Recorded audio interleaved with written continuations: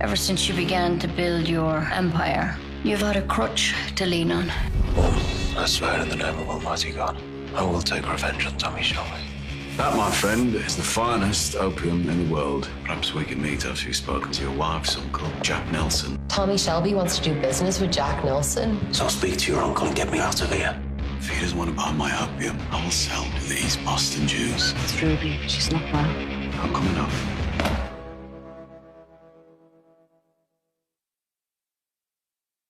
एक जंग होगी और तुम में से एक मरेगा, पर कौन ये नहीं कह सकते। तुम उन लोगों को सजा देने में बिजी थे जिन्होंने उन्हें मारा। फैमिली कैसी है?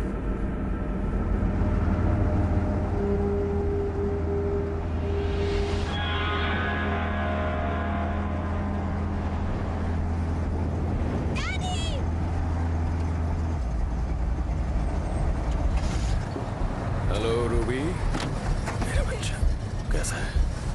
देखो जरा, मुझे बहुत याद आई तुम्हारी, बहुत याद आई। ये ब्लैक मैडोना है ना? आप हमारे लिए क्या लाए हैं डैड? और बेटा, ये अब ठीक है टॉमी, तुम बेकार ही वापस आ गए, पर अच्छा लगा तुम आए। ठीक है, तो बाकी काम बाद में, पहले हम लोग ड्राइव पे जाएंगे, ठीक है? और मेरा क्या? हाँ, तुम भी चलो, आ जाओ। पर ड्राइव पर कहाँ? मैंने ड्राइवर से बोला है कि वो हमें डॉक्टर रॉबर्ट के पास ले जाए। वो रूबी को देख लेंगे एक बार। क्यों? 1 घंटे के बाद अपॉइंटमेंट है, तुम जाओ तो यहीं पे रहो, या आ जाओ। ठीक है। ठीक है, चलो।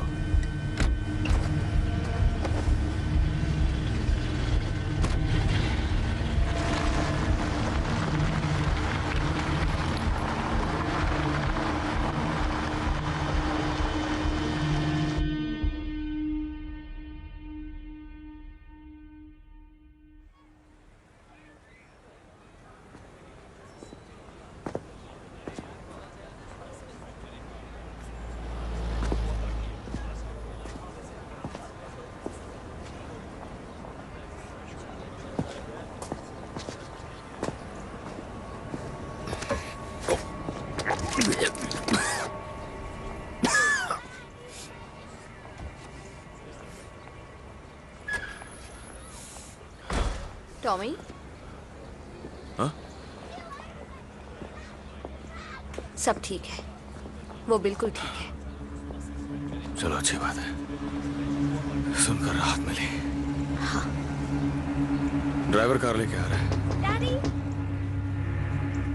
हाय, इधर आओ।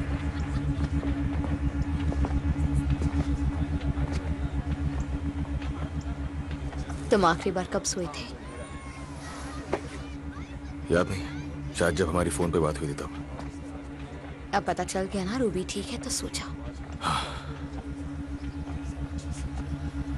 लिज़ी, मैं बहुत खुश हूँ कि रूबी बिल्कुल ठीक है। पर तुम अभी नहीं सोगे ना?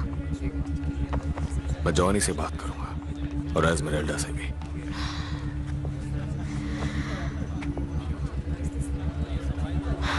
हम छुट्टी पर जा सकते हैं, अमेरिका में कहीं किसी पहाड़ पर। नहीं, वो तो नहीं हो सकता। जिस आदमी से मैं डील कर रहा हूँ वो लंदन आ रहा है, मुझे वहां जाना पड़ेगा।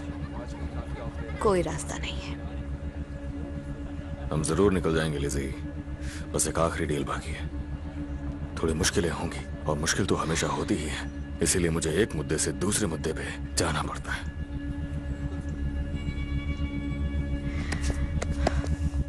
ये महसूस हुआ? कुछ भी महसूस होता है?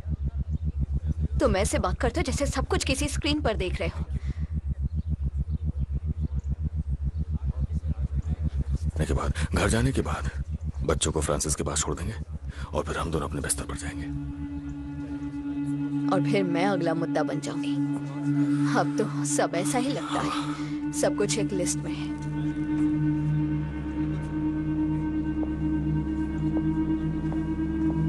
हे बेबी, हम घर कब जाएंगे? बस थोड़ी देर में जाएंगे।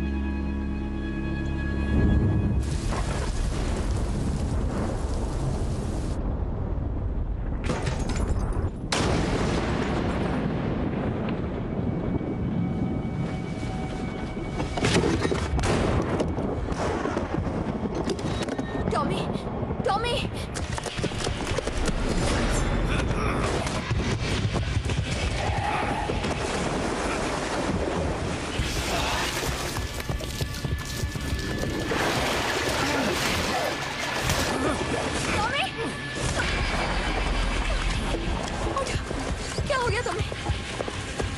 तुम इधर आओ। क्या हो रहा है? टॉमी, क्या हो रहा है? टॉमी।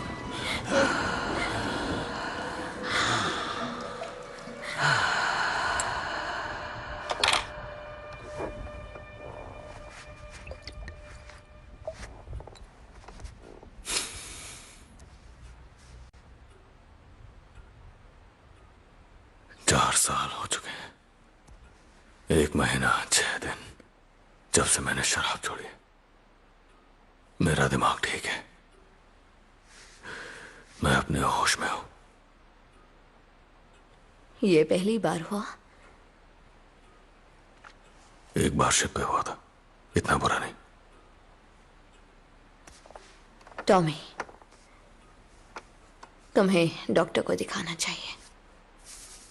बहुत काम बाकी है। ये सारा कसूर काम का है। जिनसे तुम मिलते हो, जो झूठ तुम बोलते हो। हम लोग चैन से बैठ नहीं सकते जब तक बॉस्टन का काम पूरा नहीं हो जाता। फिर आराम करेंगे, फिर हम पीकी ब्लाइंडर्स आराम करेंगे। साथियों, इस प्लानिंग मीटिंग खत्म होने और तुम लोगों को बारिश में भेजने से पहले हमारे पास एक सरप्राइज है। वो अभी अमेरिका के ट्रेड मिशन से वापस लौटे हैं। जल्दी वापस आ गए और उन्होंने खुद आप वॉलंटियर से बात करने के लिए जोर दिया है। साथियों, साउथ बर्मिंघम के आपके labour representative mister Thomas Shelby MP OBE।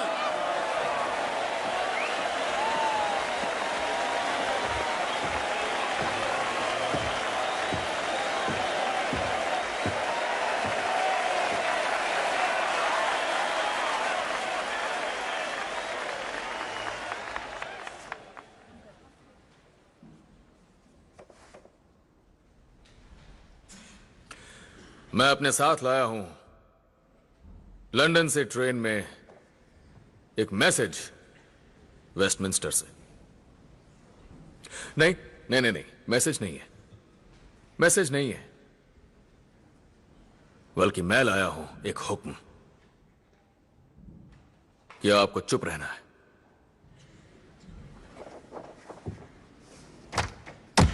कुछ नहीं बोलना है आपको, एक शब्द नहीं। इस शहर के इस वक्त जो भी हालात है उनके बारे में, भुखमरी के बारे में, ना ही नौकरियों के बारे में, ना ही तनख्वाहों के बारे में, पर वो जो ऐश की जिंदगी जी रहे हैं, वो लोग बोल सकते हैं, वो लोग अपनी आवाजें उठा सकते हैं। पर यहां धुंध में खोए हुए तुम सभी लोग, आयरिश और इटालियन और इंग्लिश, जो समाज के लिए कुछ करना चाहते हैं, यहां तक कि हमारे समाज के कुत्ते और बिल्ली तक को चुप बैठना होगा, क्योंकि किंग और उनके सारे घोड़े, उनके सभी आदमी यही चाहते हैं कि आप लोग चुप रहो। लेकिन मेरे दोस्तों, आप ही लोगों को तनख्वाहों में कटौती झेलनी पड़ेगी, तरक्की में कटौती, इज्जत में कटौती, और आप लोग शिकायत भी नहीं कर सकते क्योंकि उसे देशद्रोह मान लिया जाएगा। आप सोल्जर्स जो फ्रांस की जंग में लड़े थे, अगर कुछ बोले तो गद्दार कहलाओगे।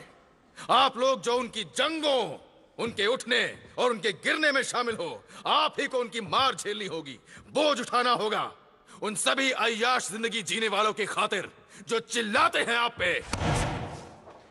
चुप रहो। पर यह शख्स जो आपके सामने है, यह चुप नहीं रहेगा। मैं चुप नहीं रहूंगा।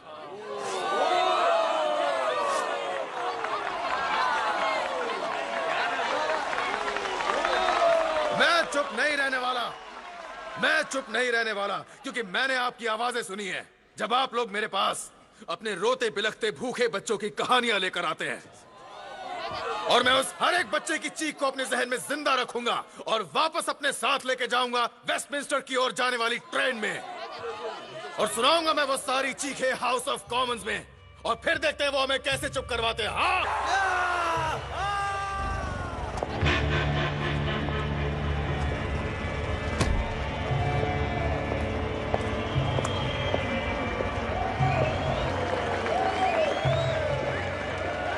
बताइए आप सब तो क्या वो बोझ आपस में बंटना नहीं चाहिए क्या? हम सभी को मिलता है रोटी का बस एक छोटा सा टुकड़ा, जबकि वो रोटी उनके लिए हम ही बनाते हैं, गाड़ियां बनाते हैं, लोहा पिघलाते हैं। और किंग, याद रखना, वही है जो ये सारे फैसले लेता है। क्या उसे भी ये बोझ नहीं झेलना चाहिए? या फिर थोड़े से जख्म, दर्द, हाँ या नहीं?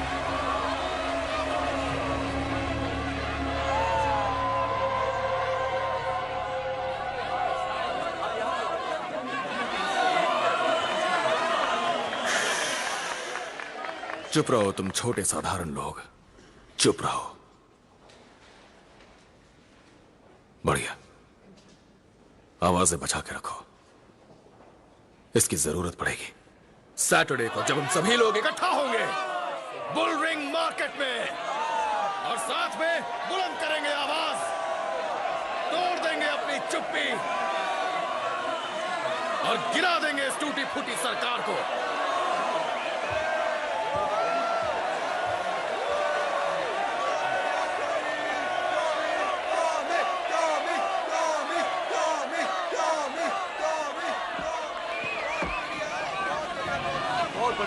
Thank you. सच में बहुत बढ़िया। लॉरा मैके, बटालियन कमांडर फरमाना IRA। असली भाषण तो आपने सुना ही नहीं। आने के लिए शुक्रिया mister thank you, thank you. अभी जो सुना वही काफी था। तुम दोनों के पास मुझसे नफरत करने की वजह है, और तुम बदला लेना चाहते हो। जिप्सी ट्रेडिशन है, हम मरने वाले का नाम सबके सामने नहीं लेते हैं।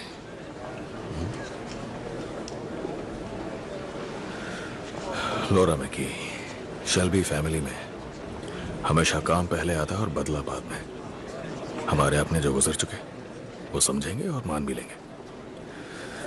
चलो चलते हैं। हमने किसी भीड़ वाली जगह पर मिलना तय किया था। भीड़ की जरूरत नहीं है, तुम्हें अभी नहीं मारेंगे।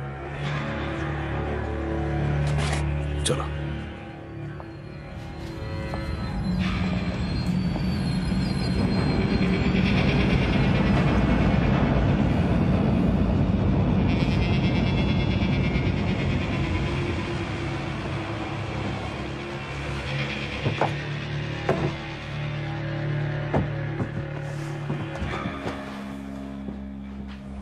जानते हैं मिस्टर शेल्बी, हम आपस में काफी वक्त से बिजनेस कर रहे हैं, लेकिन कभी मिले नहीं थे।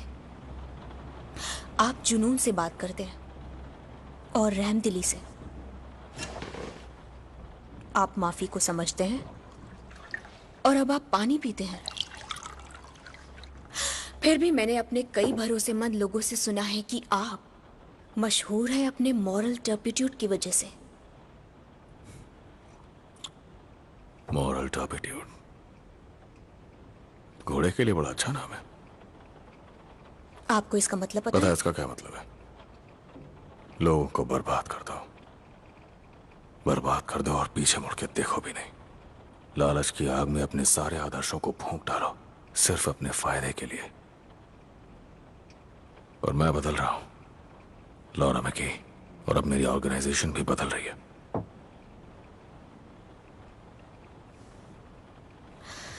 तो बॉस्टन में क्या हुआ?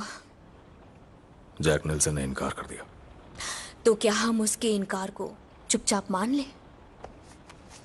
ये वो लेटर्स हैं जो लिखे और भेजे हैं जैक नेल्सन ने पिछले 3 महीनों में।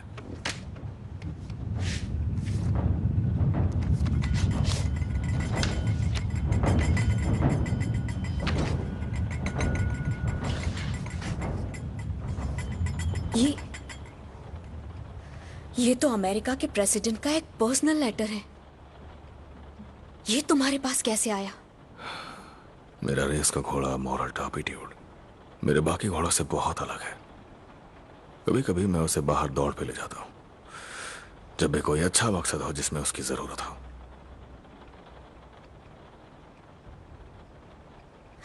जैक नेल्सन लंदन आ रहा है।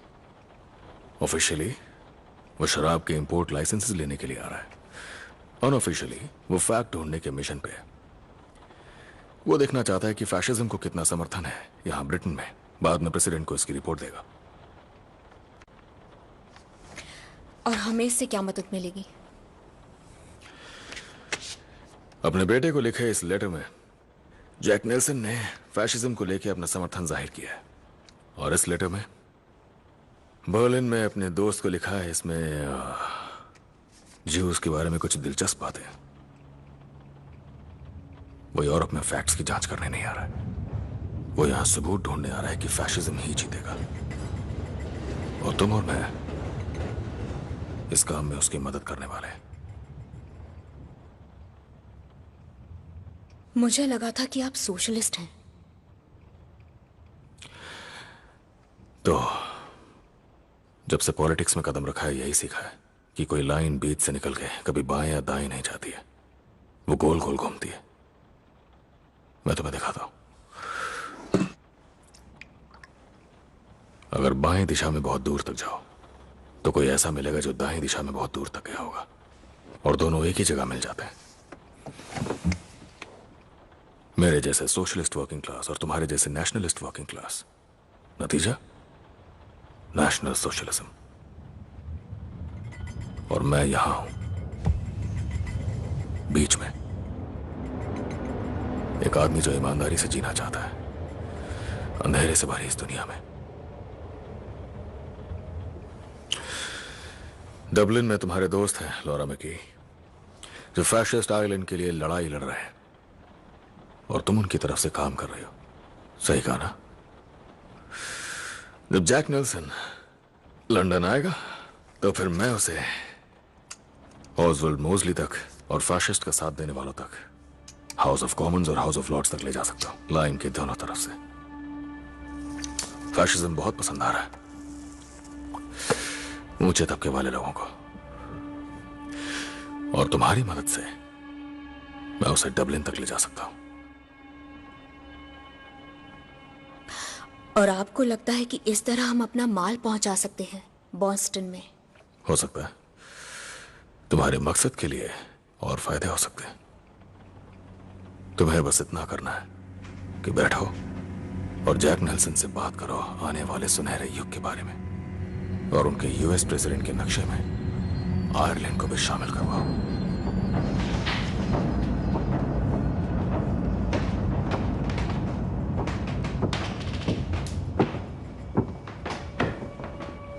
मैं यहाँ पर आर्थर को घर ले जाने आई थी। मुझे वो गैरिसन लेन में मिला एक सीरिंज के साथ।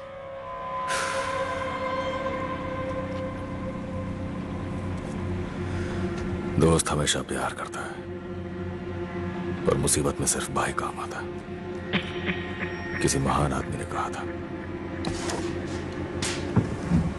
मेरे दोनों भाइयों को मेरी जरूरत है, लेकिन ज्यादा जरूरत तुम्हें है। मेरे साथ चलो टॉमी।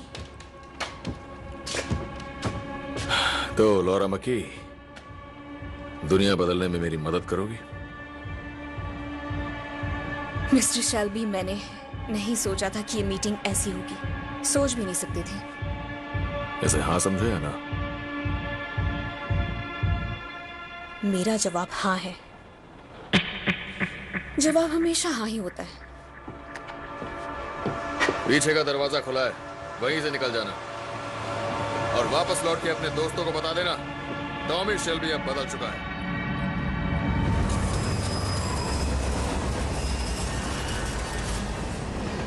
कहाँ है वो? मुझे जब मिला तो सिरिंज खाली थी। वो कहीं पर भी पड़ा रहता है। ये क्या चल रहा है टॉमी? ये सब क्या चल रहा है? सब कुछ कंट्रोल में है एडा। पर मैं कंट्रोल में नहीं हूँ टॉमी। मैं तुम जैसी नहीं हूँ टॉमी, और ना ही पॉली की तरह हूँ मैं।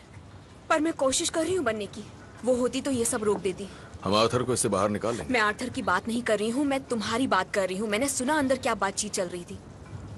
एडा, ये सब खत्म करने के लिए ही है, समझ रहे हो? ये सबका बाहर निकलने का रास्ता है, और इस रास्ते में मैं अच्छा भी करूंगा। नहीं, इस रास्ते में तुम सिर्फ बहुत सारा पैसा बनाने वाली हो। ठीक है, बात ठीक है। अगर मुझे मेरे अच्छे कामों का कोई भी इनाम मिलता है तो बहुत अच्छी बात है, लेकिन तुम्हें तुम्हारा पूरा हिस्सा मिलेगा, समझो।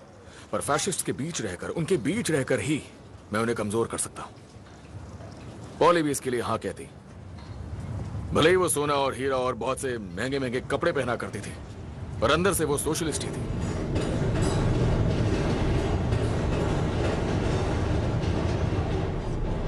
मुझे पता है टॉम की बहुत देर हो चुकी है, लेकिन ये दरवाजा, ये वही दरवाजा है। हम डैड की बियर लेने आते थे और हम इतने ज्यादा छोटे थे कि हम दोनों मिलकर वो बोझ उठाते थे। हाँ, याद है मुझे। और अब देखो हम लोगों को। हाँ, मैं तो देख ही रही हूं। और तुम भी अच्छे से देखो टॉम, क्योंकि हम में से एक यहां नहीं रहेगा। भाड़ में जाए ओपीएम और प्रेसिडेंट्स।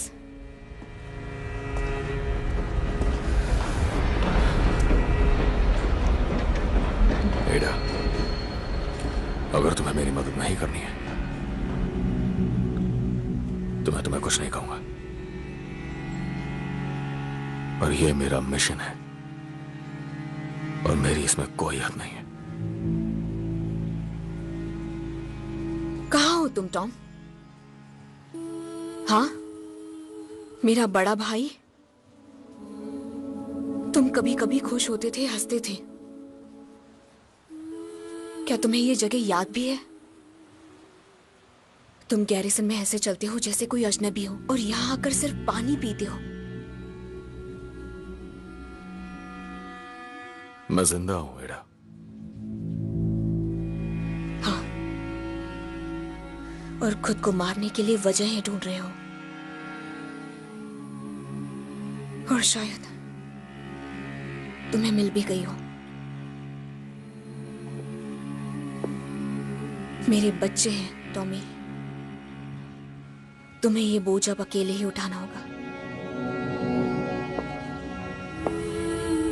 एक भाई अधमरा सा पड़ा रहता है गैरिसन में और दूसरा, उसकी कोई हदें नहीं है।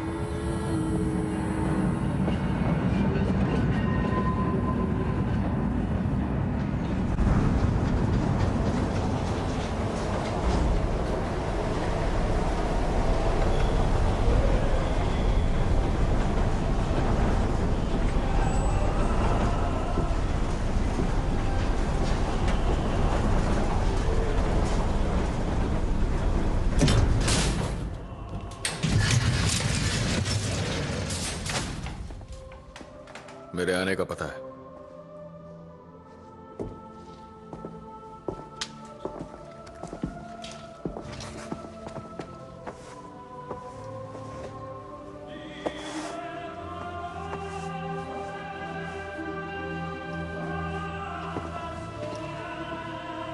ओए, मिस्टर सोलोमन्स के सामने सिगरेट मत पीना, उन्हें नहीं पसंद है।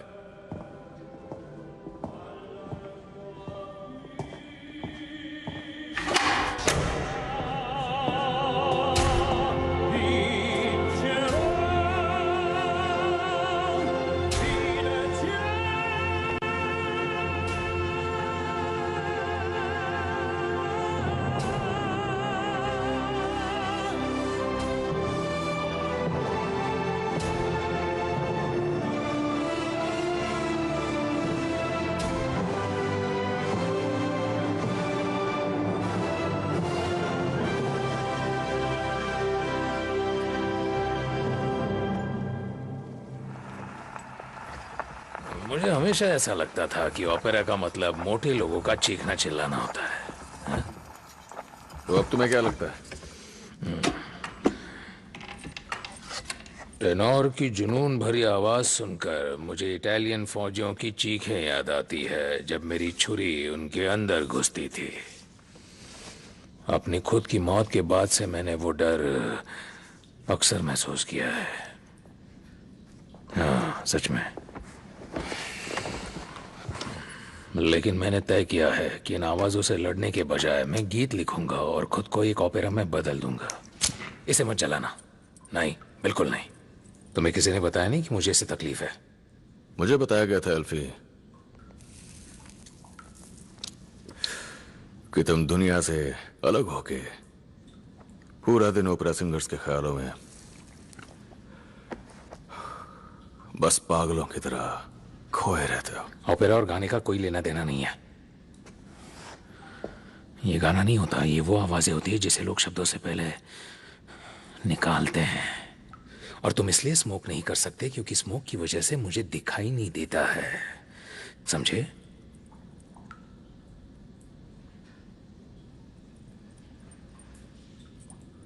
क्या तुम्हें इसराइली लोगों में कोई कमजोरी दिखती है? एहसास के तौर पे तो बिल्कुल नहीं अल्फी। अच्छा, कोई खास बात है इस बारे में? यहां बैठ के तुम अपना ओपरा लिख रहे हो और उधर तुम्हारे परिवार में कोई मर गया है।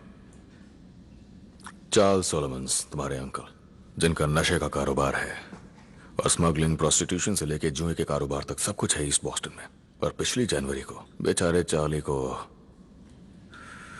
गोली मार दी गई कॉटन क्लब के बाथरूम में, और तुम्हारे जान पहचान के लोगों ने मारा, पर फिर भी तुमने कुछ नहीं किया।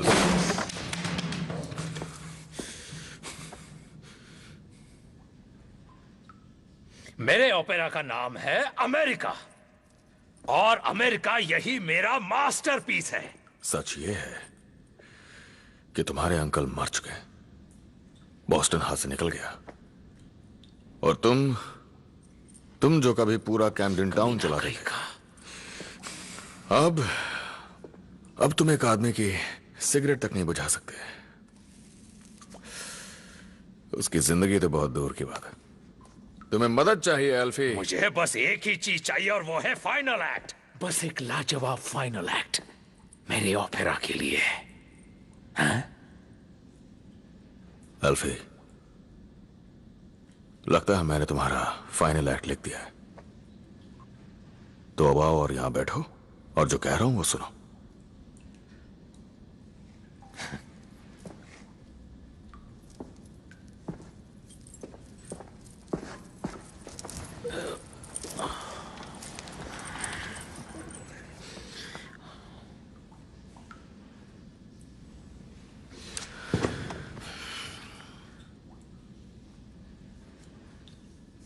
मेरे पास 5 ton pure refined opium Liverpool के मेरे गोदाम में रखी हुई है।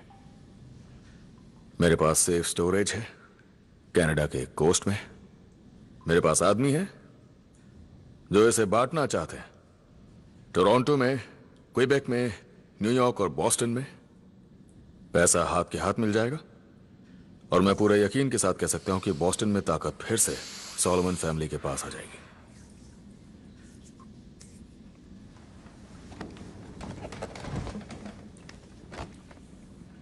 जो ये फाइनल एक्ट मैं तुम्हें दे रहा हूं एल्फी, उसमें बदला तुम खुद ही लोगे।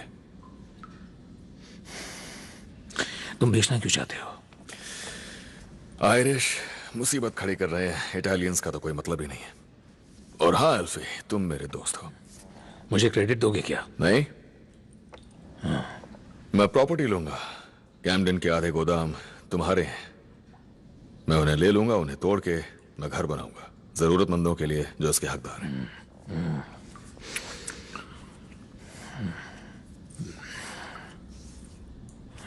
हाँ, तो वो जो आयरिश लोगों का सलूक हमेशा मुश्किल भरा रहा है टॉमी, करीबन 700 सालों से। मैंने एक बार एक आयरिश आदमी को पार्लियामेंट स्क्वायर में ओलिवर क्रॉमवेल की मूर्ति से लड़ते हुए देखा था। बहस काफी देर तक चलती रही, रात भी बीत गई और उसकी आवाज पार्लियामेंट के चारों तरफ गूंजती रही, और उसका गुस्सा भी बहुत बढ़ता गया क्योंकि ओलिवर क्रॉमवेल ने उसके जायज सवालों का जवाब नहीं दिया, और आखिर में उसका गुस्सा इतना बढ़ गया कि उसने मूर्ति की नाक पर घूंसा मार दिया और खुद अपना ही हाथ तोड़ लिया। और इसी में उस आयरिश सवाल का जवाब छुपा है। तुम्हें 200 साल पहले की सारी बातें याद है, लेकिन कल रात को क्या हुआ था ये तुम्हें बिल्कुल भी याद नहीं है।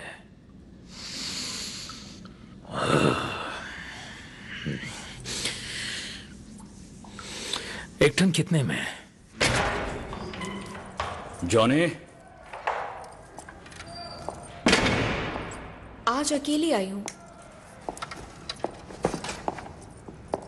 जैक ने कहा कुछ हफ्ते और, फिर तुम रिहा हो जाओगे। तुम लंदन कब जा रही हो?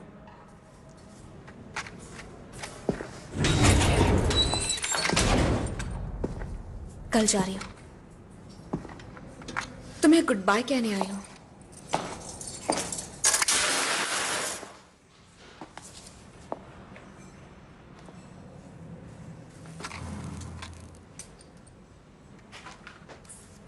लंदन में रहोगी तो डेविल से दूर रहना।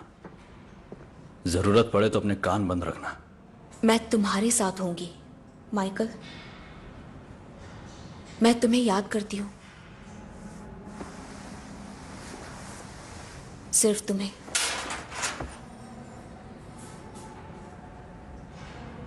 और टॉमी शेल्बी के बारे में फिक्र मत करो। मुझे मुर्दा आदमी से कोई मतलब नहीं। जैक कहते हैं कि उसे मरना होगा। तो तुम जैक को कहना कि इंतजार करे। कोई अगर टॉमी शेल्बी को मारेगा तो वो तुम होगे। मैं जानती हूं। और मैंने जैक से कहा, जैक ने कहा ठीक है, माइकल को करने दो। और बदले में वो पैसे ले सकता है जो टॉमी नहीं ले पाएगा। $5 मिलियन। डेविल मर चुका होगा और हम जीत जाएंगे। ओह, और हाँ माइकल, हर रात, बॉस्टन की आधी रात जब लंदन में सुबह के 5 बजे होंगे, मैं अपने बड़े से बिस्तर पर जागती रहूंगी और तुम इस जेल के कमरे में जागते रहोगे और हमारी रूहें साथ आएंगी और प्यार करेंगी। और मुझे अलार्म की भी जरूरत नहीं है। और तुम पूरा होने से पहले नहीं सोओगे। आधी रात से सुबह तक।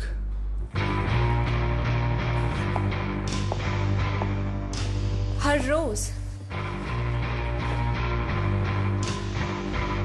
क्योंकि हमें एक दूसरे पर भरोसा है।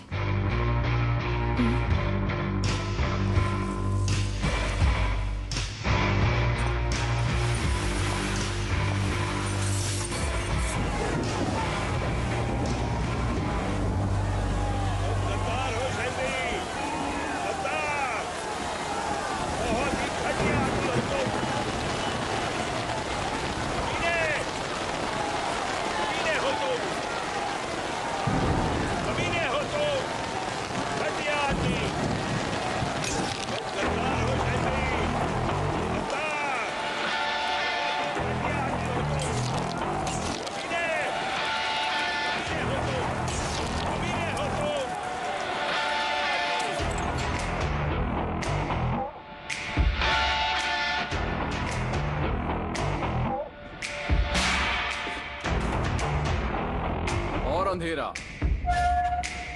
और नीला और तेज और नीचे से भी। मेरी जान, कैसा लगा? तुम एकदम जबरदस्त लग रहे हो मेरी जान।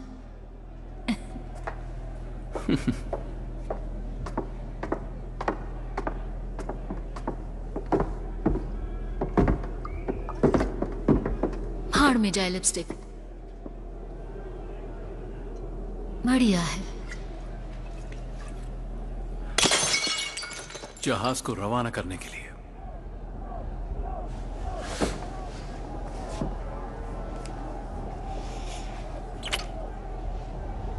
लंबी और डरावनी यात्रा है डायना। मुझे शर्मिंदा मत करना।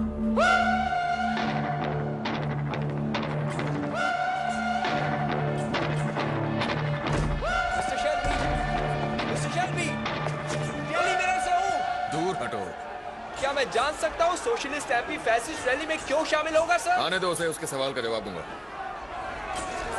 मिस्टर मोजले और मेरी कॉन्स्टिट्यूएंसीज जुड़ी हुई हैं। हमने साथ में पहले काम किया और वो खुद पहले एक सोशलिस्ट रह चुके हैं। और आज रात मेरा काम केवल 2 विचारधाराओं को जोड़ने का है और मैं बीच में खड़ा हूँ। मिस्टर शेल्बी, आपने एक बार मिस्टर मॉजली के साथ प्लेटफॉर्म शेयर किया था। क्या आज रात आप उनके साथ स्टेज पर होंगे? नहीं, मैं अपने दोस्त मिस्टर मोजली को ये याद दिलाने आया हूँ कि किस तरह हम ब्रिटिश लोग समझौता करवाते हैं। तुम चाहो तो ये लिख सकते हो दोस्त। दिमाग खराब कर दिया इसने।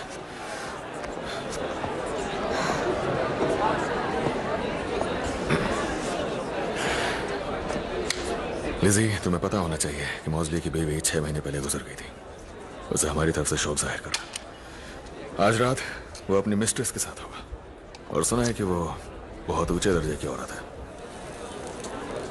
और मोजली के दुख में उसने उसका बखूबी साथ निभाया। जाओ मेरे रास्ते से, निकल जाओ। आर्थर यहाँ क्या कर रहा है? मोजली ने उसे बुलाया था और मैं मान गया। आर्थर ने मुझसे एक वादा किया था और वो वादा उसने तोड़ दिया। टॉमी, मैंने अपनी तरफ से पूरी कोशिश की। इसने अपने जुराबों में ड्रग छुपाए हैं। एक एक को देख लूंगा।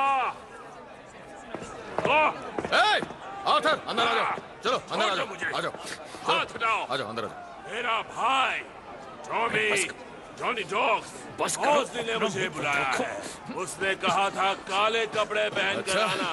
मैंने कहा फिर मैं सबके जैसा लगूंगा। लिज़ी, आ जाओ, आ जाओ। बहुत सुंदर लग रही हो। मुझे पता है मैंने तुम्हें शर्मिंदा किया है।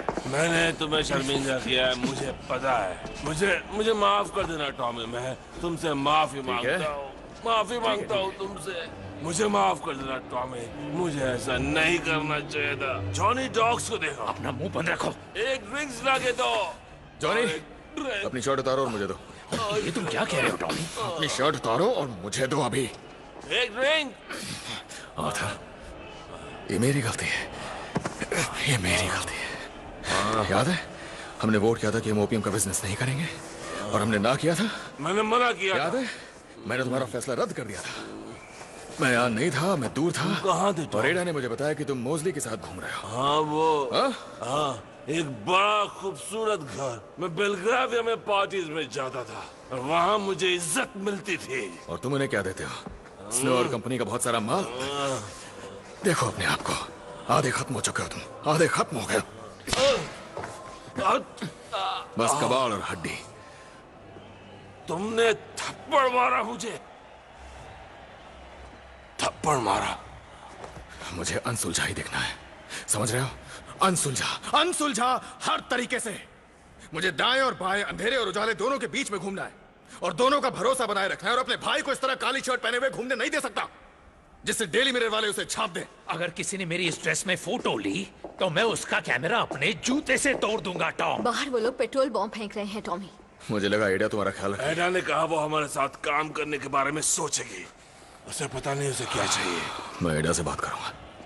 सुनो, मैं घर जा रहा हूँ। नहीं, तुम यहीं रुको। मेरे पास तुम्हारे लिए कुछ है। लिज़ी, तुम जॉनी के साथ जाओ। जॉनी, लिज़ी को सीट तक लेके जाओ। लेकिन मेरे पास इनविटेशन नहीं है टॉम। जॉनी, तुमने काली शर्ट पहनी हुई, तुम जो चाहो कर सकते हो। अब जाओ, मैं आ रहा हूँ। जाओ जाओ डॉग्स, मुझे भी एक ड्रिंक ला के दो।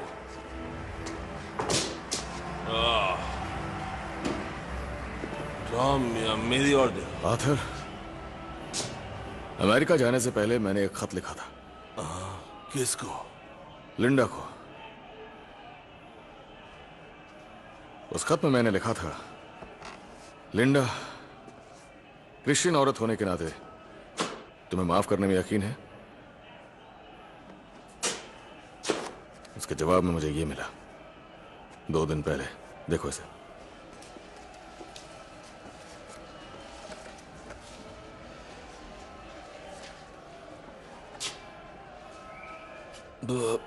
क्रिश्चियन औरत होने के नाते हाँ, मुझे माफ करने में यकीन है। और हाँ शब्द के नीचे कुछ और भी लिखा है। आर्थर, मैं क्रिश्चियन नहीं हूं, लेकिन मुझे भी माफ करने में यकीन है। तो नशे से दूर रहो। 2 हफ्तों तक कोई नशा नहीं करोगे तो फिर मैं लिंडा को एक और खत लिखूंगा, क्योंकि मुझे पता है वो कहां है। तुम पहले जैसे हो जाओ। मुझे मेरा भाई वापस चाहिए। बहुत काम करना है और असली काम करने वाला आदमी चाहिए।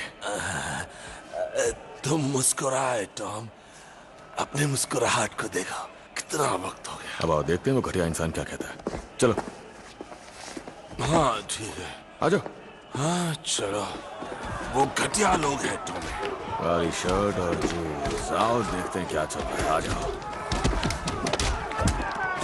तुम यही रहो, कुछ मत करना टॉमी, इन्हें मैं संभालता हूँ। चलो इधर आओ, मैं तुम्हें दिखाता हूँ। चलो, ये ले।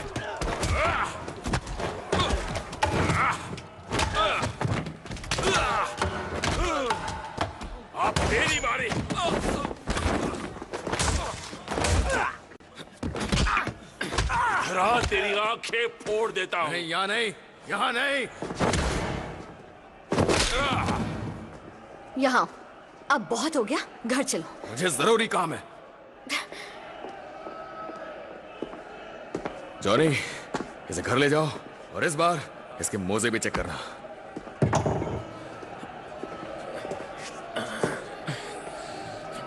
अरे यार,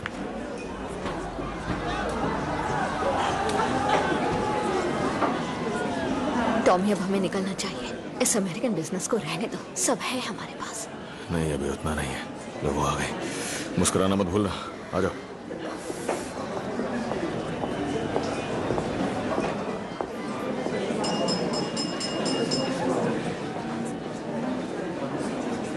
लेडीज एंड जेंटलमैन, आज रात उन्होंने आपसे तारीफ हासिल की है।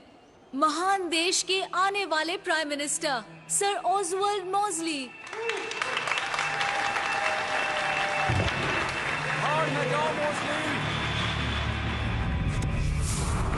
बाहर में जाओ, छोड़ो मुझे।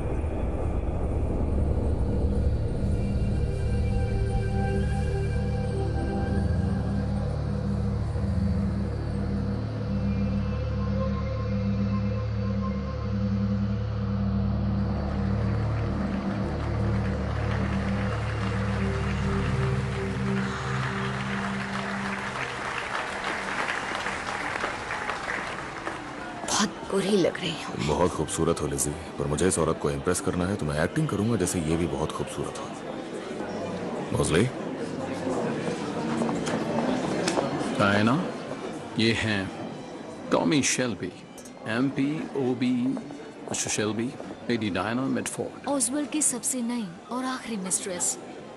ये मेरी वाइफ है, लिज़ी शेल्बी। इयररिंग्स खूबसूरत हैं। ओह, ये मैंने टिफिनी से चुराए थे। एक्चुअली ये इयररिंग्स इन्होंने पेरिस से खरीदे थे। हनीमून पर पेरिस गए थे। ओह, मुझे पेरिस बिल्कुल पसंद नहीं।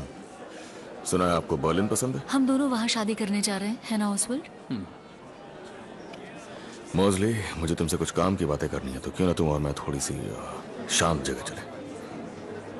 जॉन, मिस्टर शेल्बी ने अभी अजीब बात कही है। हम आदमी अलग जाके बिजनेस की बातें करेंगे और तुम औरतें इंतजार करो सच संवर के। हद है। आपको क्या लगा मिस्टर शेल्बी, ये कौन सा साल है? 1807? वैसे बर्मिंघम में सदियां धीरे गुजरती हैं, लेकिन मिस्टर शेल्बी अगर बात बिजनेस की है तो डायना ही मेरे सारे कारोबार को चलाती है। नए जमाने का तरीका है मिस्टर शेल्बी। हाँ, हमें पता है। मैं कंपनी की डायरेक्टर हूँ, मैं भी मीटिंग में शामिल होंगी। हाँ जरूर, तुम्हें भी होना होगा एलिजाबेथ। वैसे मुझे लिज़ी बिल्कुल पसंद नहीं है, मुझे लिबरेटेड एलिजाबेथ पसंद है। उसे भी शामिल होना चाहिए। वो पेरिस जा चुकी है, दुनिया घूम चुकी है, बहुत अच्छे। एक बात बताऊं, ऑसवर्ल्ड ने मुझे तुम्हारे बारे में सब कुछ बता दिया है।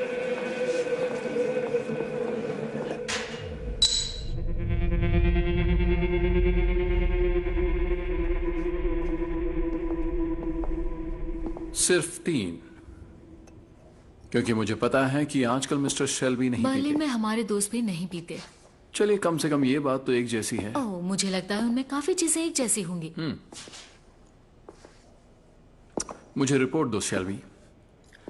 ऑफिशियली जैक नेल्सन लंदन में इंपोर्ट लाइसेंसेस खरीदने आया है, और अनऑफिशियली वो रूजवेल्ट का आदमी है। लेकिन जैसा कि तुम उसके इस खत से समझ सकते हो, उसका नजरिया बिल्कुल न्यूट्रल नहीं है।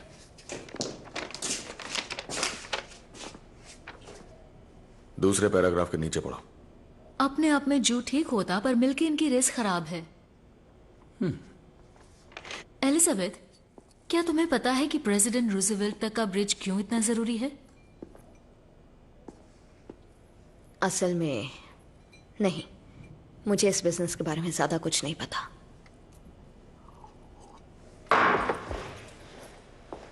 लेकिन तुम्हारे होने वाले हस्बैंड के साथ सोई हूं, उसके बारे में काफी कुछ पता है मुझे। टॉमी, मैं बाहर वेट कर रही हूं। बहुत बढ़िया एलिजाबेथ। आप लोग नेल्सन से मिलना चाहते हैं कि नहीं? मिस्टर शेल्बी, क्या आपसे मैं आपको थॉमस बुलाऊं? आप चाहें तो। हाँ, बिल्कुल चाहती हूँ, और हम आपकी कोशिशों के लिए शुक्रगुजार हैं। लेकिन मिस्टर शेल्बी, इस कारोबार को आगे बढ़ाने से पहले आपको अपनी वाइफ के बारे में कुछ करना पड़ेगा।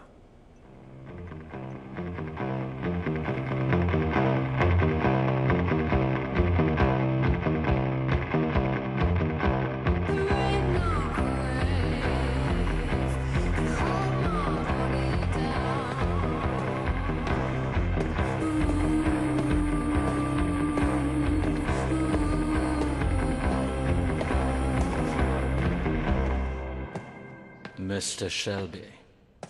हाँ मिस्टर नेल्सन। मैं जल्दी आ गया। मैं इतने खूबसूरत चर्च को अच्छी तरह से देखना चाहता था। तुम कैथलिक हो मिस्टर शेल्बी।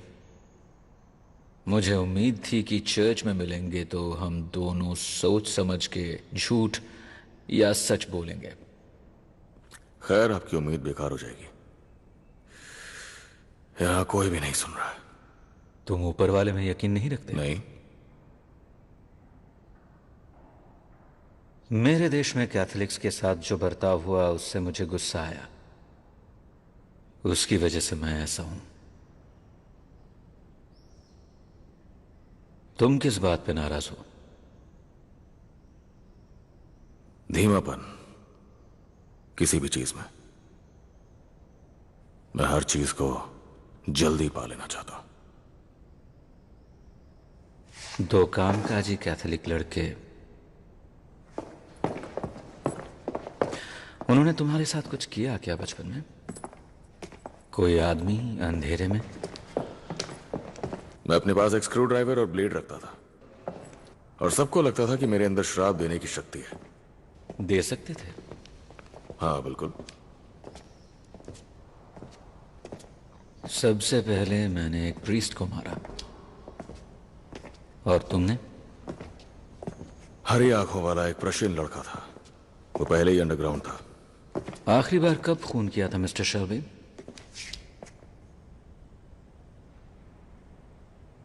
चार साल पहले। उसका नाम था थॉमस शेल्बी। वो विस्की पीता था। तुम ये चाहते हो कि मैं तुम्हें अपने शहर में आने दूं और नार्कोटिक्स में डील करने दूं जिससे लोग मरेंगे? आप विस्की में डील करते हैं मिस्टर नेल्सन। मैंने अभी हाल ही में वेटिकन की एक रिपोर्ट पढ़ी थी जिसमें लिखा था कि विस्की कहीं ना कहीं हमारे कैथोलिक भाई बहनों को ज्यादा मारती है, जबकि ओपियम एक ऐसा सेडेटिव है जिसे ज्यादातर प्रोटेस्टेंट्स और एथीस्ट लोग इस्तेमाल करते हैं। बदले में इंग्लैंड में कुछ लोग हैं जिनसे कि मुझे मिलना चाहिए। हाँ, एक जैसी सोच वाले। मैं यहां लाइसेंस खरीदने आया हूं शराब के लिए। शराब जो ब्लू ब्लड वाले बड़े लोग पीते हैं। अमेरिका में लेबल्स और एस्पिरेशंस पसंद किए जाते हैं। वैसे मेरे पास अपने खुद के वोडका और जिन के ब्रांड्स हैं। अपने पोर्टफोलियो में शामिल कर सकते हैं आप। मैंने सुना है कामकाजी लोग शेल्बी को पसंद करते हैं। हाँ, और इस बात पे मुझे बहुत गर्व है। सुना है तुम एक कवि भी हो?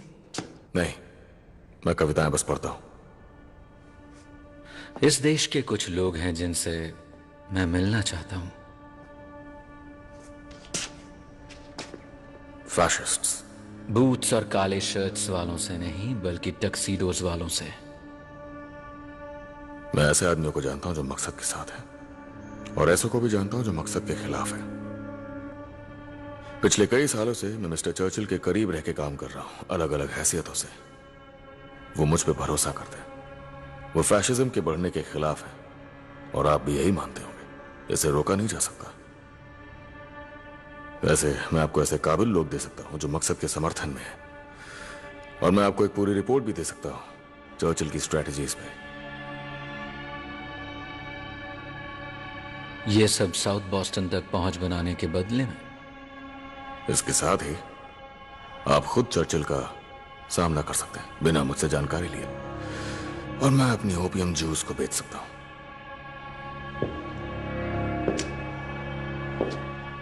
आप बहुत बहादुर इंसान हैं मिस्टर शेल्बी। एक वॉर हीरो मैंने सुना। मैं जिस भी वॉर हीरो से मिलता हूं, हर कोई अपने आप को मार डालना चाहता है। तो डील पक्की है मिस्टर नेल्सन?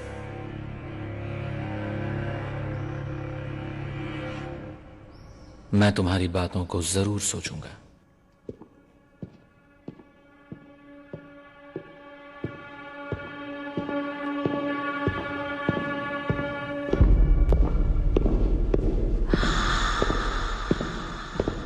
रूबी, तुमने स्पेलिंग्स लिख ली?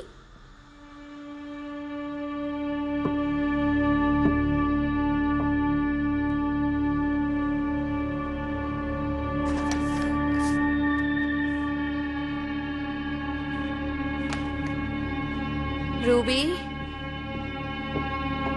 रूबी,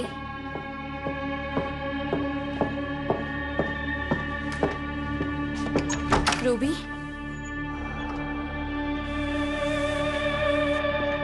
रूबी, क्या कर रही हो बेटा?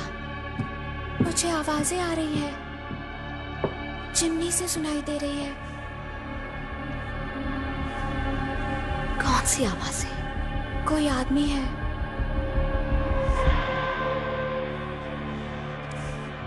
Gentleman, mister Thomas Shelby, Birmingham south से।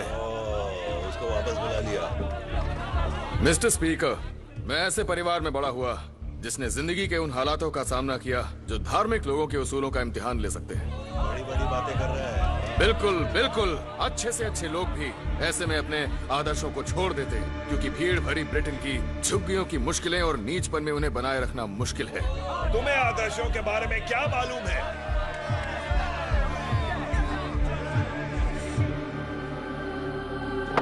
जल्दी करो प्लीज।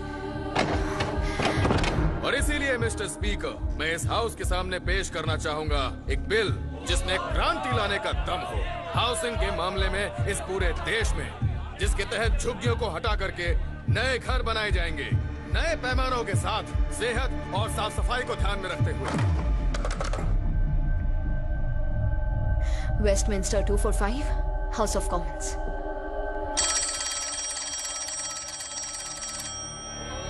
बदलाव का वक्त आ गया है। लोग बहुत सह चुके हैं। आओ खिड़कियां खोलें, एक नई रोशनी आने दें, एक नया जेरूसलम बनाएं, जिसमें सरकारी ईंटें होंगी।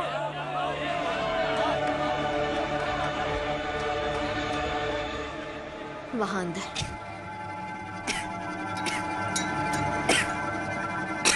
कोई बात नहीं।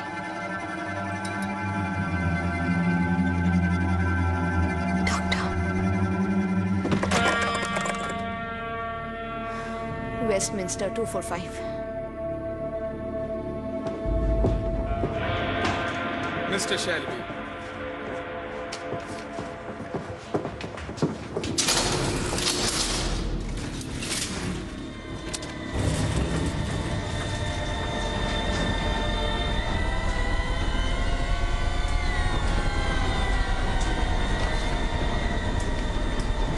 टिकनर, मोरा, ओ बेंग, रुक रुक के बाद। फैमिली कैसी है? और तुम से मरेगा। वो मुझे घूर रहे हैं डैडी। एक आदमी हरी आपके पास। आप ये आवाजें बंद कर दो ना। यहाँ कोई आवाजें नहीं है जान। ये वही आदमी है, कह रहा है कि वो मेरे लिए आ रहा है और वो डैडी के लिए भी आ रहा है।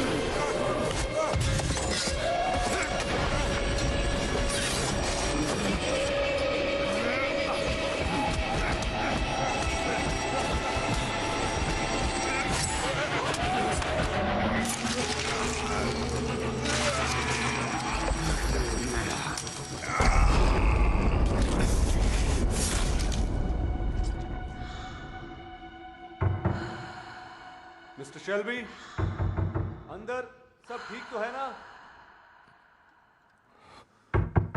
मिस्टर शेल्बी, सब ठीक है, सब ठीक है।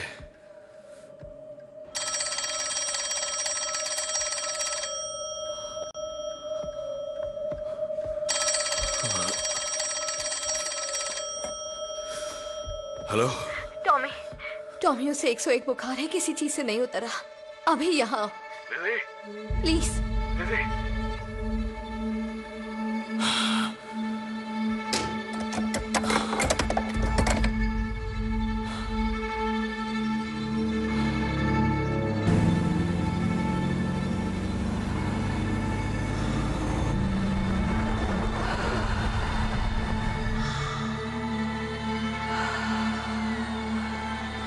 कहाँ है वो?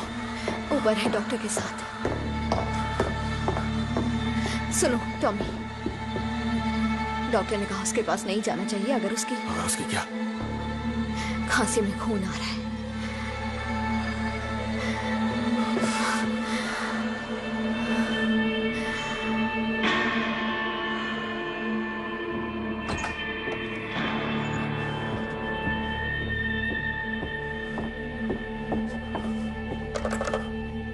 मैडोना, वो नंबर डायल करो जो मैंने तुम्हें दिया था। एस्मे शेल्बी ली का।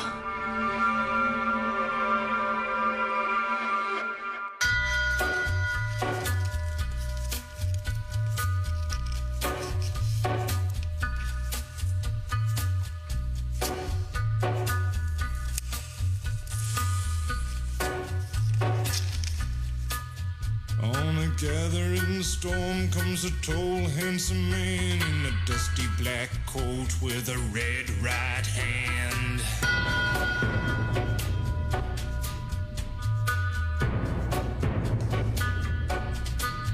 His shadow is cast wherever he stands. Stacks of green paper in his red right hand.